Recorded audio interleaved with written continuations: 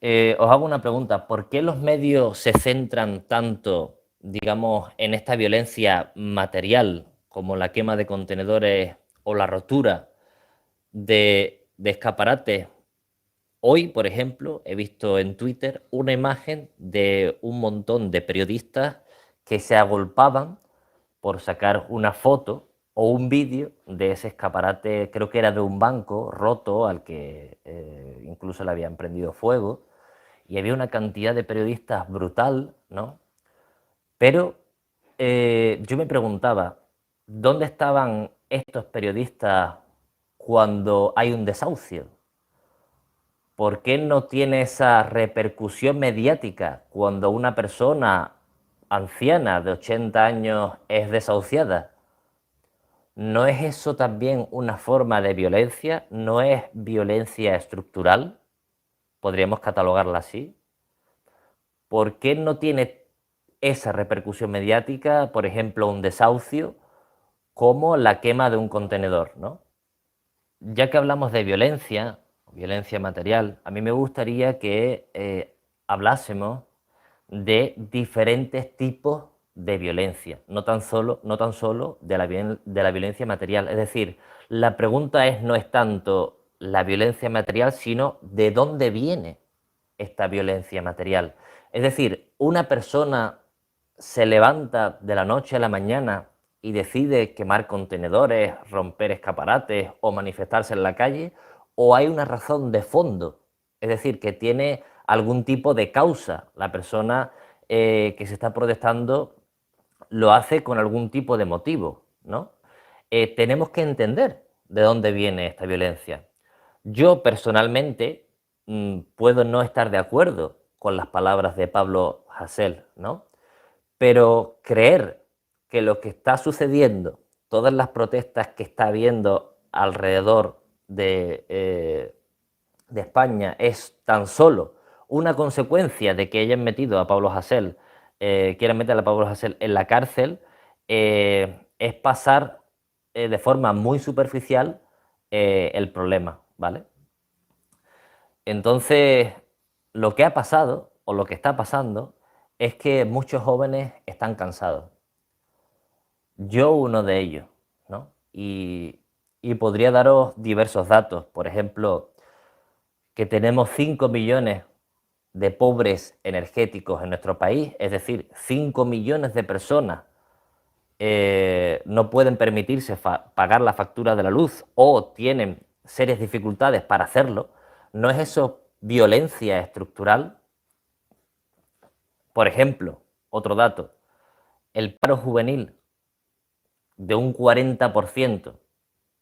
Una persona joven con estos datos de un 40% de menores de 25 años, o sea, es prácticamente que casi uno de cada dos jóvenes no está trabajando. Es decir, el problema es que la mayoría de jóvenes no pueden desarrollarse en este modelo de sociedad. Es por eso a lo que me refiero, que ya que mencionamos ese tipo de violencia material, hay que resaltar la violencia estructural de donde viene esa violencia y estas protestas. De hecho, el 55, ojo a este dato, el 55% de la población no llega a fin de mes. ¿No es esto violencia estructural? Es decir, que más de uno de cada dos personas en nuestro país tiene serias dificultades para llegar a fin de mes. Y eso genera ansiedad y genera estrés en las personas y en las familias, genera malestar. Es decir, lo que tenemos que entender que no solo se está protestando o se está defendiendo la libertad de expresión, hay otras variantes que son incluso mucho más graves, como estos datos que os estoy dando, ¿no? Lo que quiero aclarar es que yo abogo por protestas pacíficas, pero llega un punto en que el malestar es tan grande que la violencia pacífica no resuelve parte del problema. Y aquí hago una mención a mi compañero Cuello Largo, creo que muchos lo conocéis, y ayer estuvo en un programa que se llama Fax, creo que lo conocéis, y decía así, de forma literal, protestamos pacíficamente y no se nos escucha, se nos ignora. Y si protestamos de forma contundente, nos dicen que eso nos hace perder la razón. Entonces, si protestamos de forma pacífica y no obtenemos resultados y protestamos de una forma más contundente y de esa forma tampoco hay resultados, entonces, ¿qué tenemos que hacer? ¿Qué debemos hacer?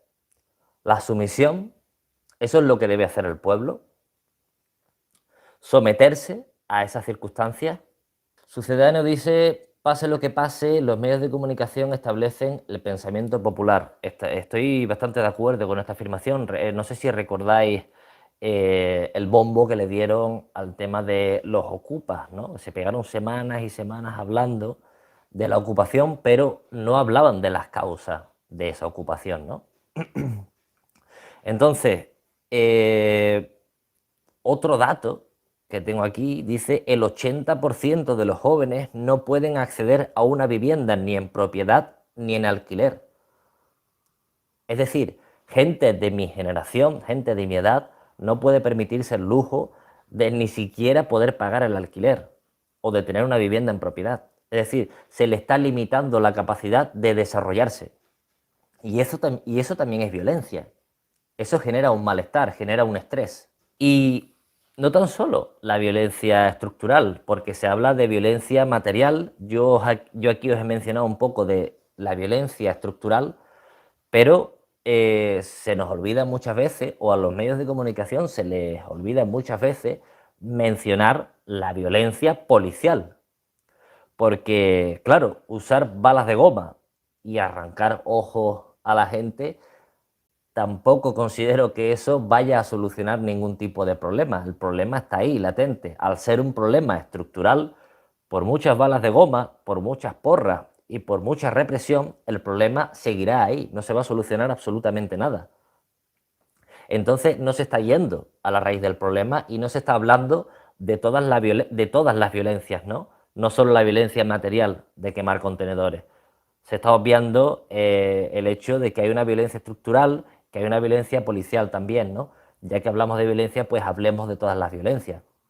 El caso de la ley Mordaza, como bien ha dicho por aquí he visto un comentario.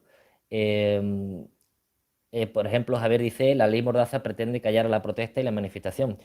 ¿Desde cuándo llevamos protestando en favor de derogar la ley de Mordaza? ¿Qué más tenemos que hacer? Nos hemos protestado pacíficamente. Ahora se está protestando de una forma más contundente y, sin embargo, la ley Mordaza sigue vigente. Por lo tanto, ¿qué más tiene que hacer el pueblo para que los gobernantes entiendan que la ley Mordaza no es positiva para la sociedad? Que de hecho somos el país que más artistas encarcelados tiene en el mundo. Y eso es una auténtica vergüenza y es también violencia. Exacto. No sé si recordáis, yo hace poco vi un vídeo, eh, era una protesta, creo que era unas 2 semanas o algo así, una semana o algo así, en la que estaba un grupo de manifestantes, un grupo policial en un lado y otro grupo policial en el otro, y lo que hicieron fue una especie de sándwich que los arrinconaron en el centro y una vez arrinconados empezaron a pegar palos. Y en ese momento ningún manifestante había mostrado ningún tipo de violencia ni había hecho nada en contra de la policía. Por lo tanto, ya os digo, ya que hablamos de violencia, hablemos de todas las violencias y de dónde vienen. Eh, También quería deciros, para aquellos escépticos que crean que van a solucionar estos problemas estructurales con más policías, con más encarcelamiento, eh, daros datos eh, y hacer una diferenciación entre, por ejemplo, los países nórdicos y Estados Unidos, ¿no? Los países nórdicos, sin ser mi modelo, antes hablábamos de socialdemocracia, que no es mi modelo, pero que podemos sacar datos bastante interesantes de aquí. Sabéis que los países nórdicos es uno de los países, son varios países, ¿no? Los países nórdicos son de los menos violentos en el mundo. De hecho, tengo aquí unos datos que dicen que los países nórdicos cometen de cada 100.000 habitantes un homicidio. En comparación con los Estados Unidos comete 14 homicidios por cada 100.000 habitantes por año. Es decir, Estados Unidos es 14 veces más violenta que los países nórdicos. ¿Por qué? ¿A qué se debe esto? ¿De dónde viene esta violencia? Yo creo que es vital entender de dónde viene esta violencia para poder resolver el problema. Y la violencia y no es otro que estructural. ¿Por qué?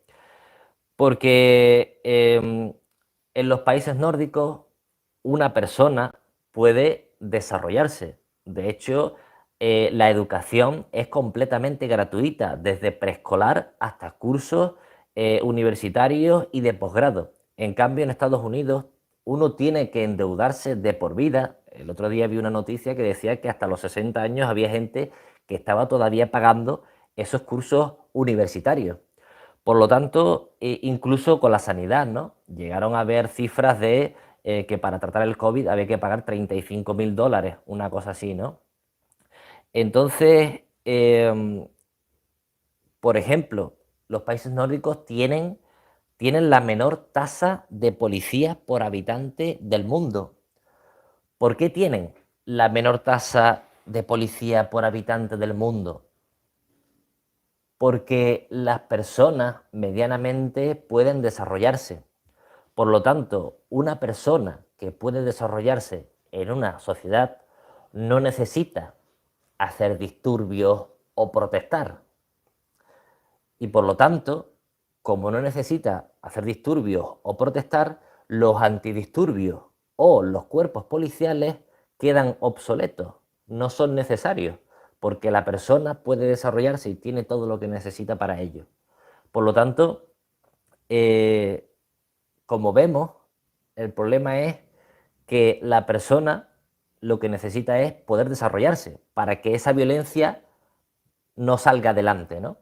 Con condiciones materiales mejores, la violencia se reduce. Por lo tanto, machacar y decir que encarcelar, que hay que subir las penas y demás, eso va a solucionar el problema estructural que tenemos, es completamente ilusorio. Por ejemplo, hablando de Estados Unidos, hace poco Biden ordenó un bombardeo que dejaba 30 muertos en Siria, o más de 30 muertos en Siria. ¿No es eso violencia estructural y estatal? Pero eso no sale en los medios de comunicación. Lo que estamos viendo en los medios de comunicación últimamente son contenedores y escaparates rotos. No sé si recordáis la historia de una anciana que le cortaron, digamos, la luz porque esta mujer no pudo pagar la factura. ¿Qué fue lo que pasó? Que esta señora, al no poder pagar la luz, pues empezó a poner velas en su casa y esta mujer se cayó y una de esas velas incendió la cama de su casa y al final acabó creando un incendio tremendo donde esta mujer murió. ¿No es esto violencia? Que haya un grupo oligopólico energético que controle de forma privada la energía de todos nosotros, que son tan solo 5 empresas las que lo hacen. ¿No es esto violencia estructural? Es estructural porque tan solo un grupo de personas concretas controla la energía de todos nosotros. Por lo tanto, somos dependientes de estas personas y de sus acciones. Por lo tanto, si ellos deciden cortarle la luz a esta señora, indirectamente o directamente han acabado con su vida. ¿Y los desahucios? ¿Qué me decís de los desahucios? ¿No es violencia estructural? Teniendo en cuenta que la tasa de paro es de un 40% en jóvenes, ¿no se nos viene a la cabeza que es posible que una persona con un 40% de paro y no tenga trabajo pueda tener serias dificultades para poder pagar esa factura de la luz? Y al no poder pagarla, se la pueden cortar como a esta señora. Y ese es el problema, que todo gira en torno a un sistema mal organizado llamado capitalismo, en el que un grupo de personas controlan esos medios de producción y otros, que somos la mayoría, somos dependientes de esos que controlan los medios de producción.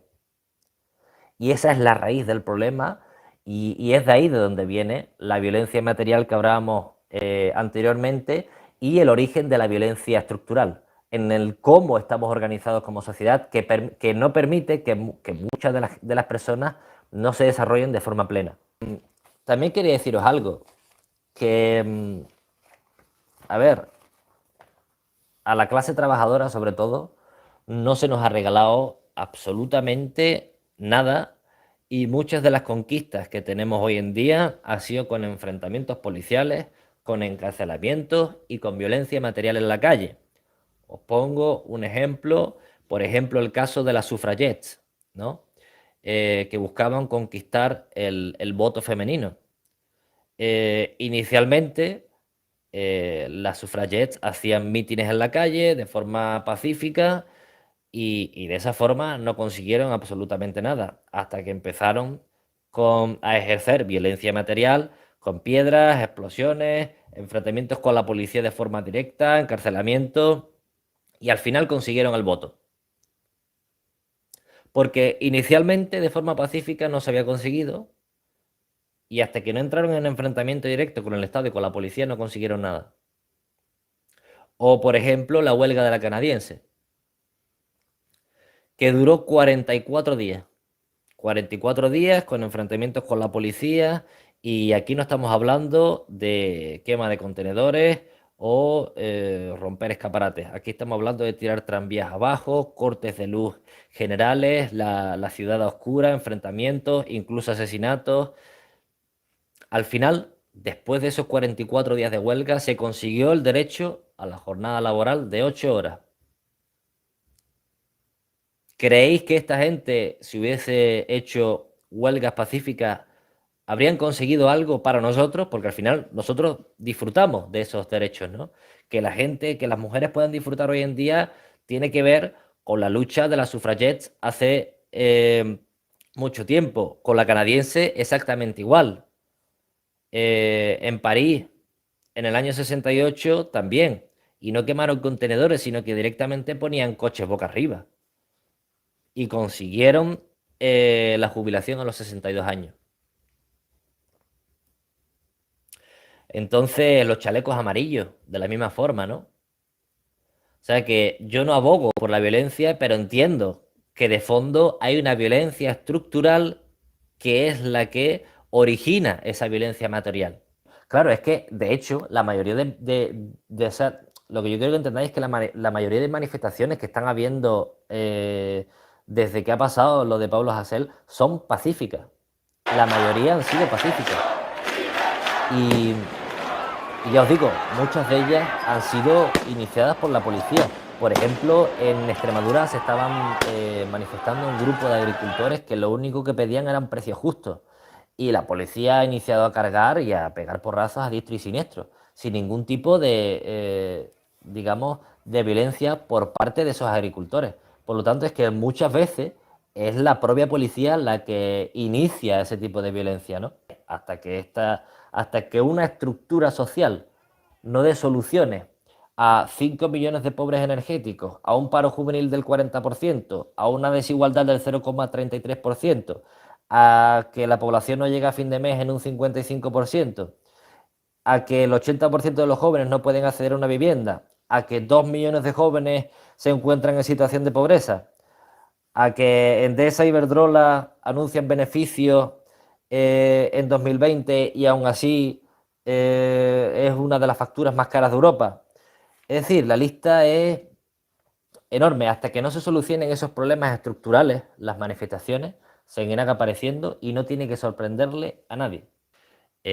Por ahora, eso es todo. Un saludo.